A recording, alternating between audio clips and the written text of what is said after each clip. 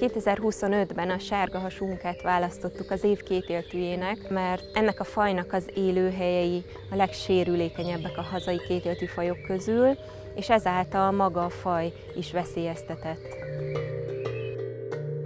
A sárgahasú unka az a középhegységeink felsőbb, magasabb régióiban fordul elő. Az ilyen és ehhez hasonló időszakos pocsolyákat, keréknyomokban felgyűlt vizeket részesíti előnybe, és sajnos pont ezek az élőhelyek azok, amelyek a legsérülékenyebbek, hiszen ahogy a klíma melegszik, egyre hamarabb száradnak ki ezek a szaporodóhelyek, ami gondot jelent a kétéltűek számára, hiszen már nem tudnak átalakulni a peték ebihallá, vagy az ebihalak kisbékává, és elhagyni a vizet.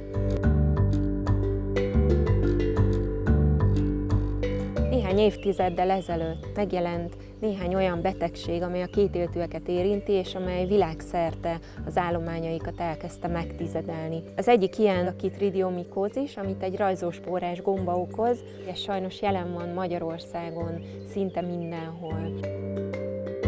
Sokan kérdezik tőlem, hogy hogyan tudnak segíteni ebben a témában. Két dolgot tudok elmondani. Az egyik az, hogy ne fogják meg a kétéltűeket, hiszen a kezünkkel tovább tudjuk adni a betegséget egy másik egyednek, és ezáltal elősegítjük a terjedését. A másik nagyon fontos pedig az, hogyha valamilyen furcsa, beteg, másként viselkedő, vagy netán egy elpusztult egyeddel találkozunk, akkor azt fényképezzük le, és jelentsük az adott természetvédelmi hatóságnak, vagy küldjenek egy e-mailt a Kékéltű és Hüllővédelmi Szakosztály e-mail címére. Ha valaki nem ismeri a sárgahasú unkát, akkor könnyen elhaladhat egy ilyen pocsolya mellett úgy, hogy nem is látja meg az állatot, ami a szürkés-barna színével nagyon jól beleolvad a környezetébe. A hátával ellentétben a hasa élénksárga színben pompázik, és a nagy foltok összeolvadnak.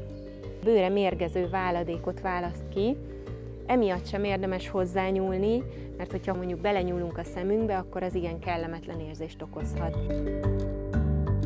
Ezeknek az unkáknak az előfordulási adatait most föl is töltöm a Help térképre, ami egy olyan oldal, ahol a hazai kétéltűek és hüllőknek az előfordulási adatait gyűjtjük, és ahova bárki fel tudja tölteni az észleléseit.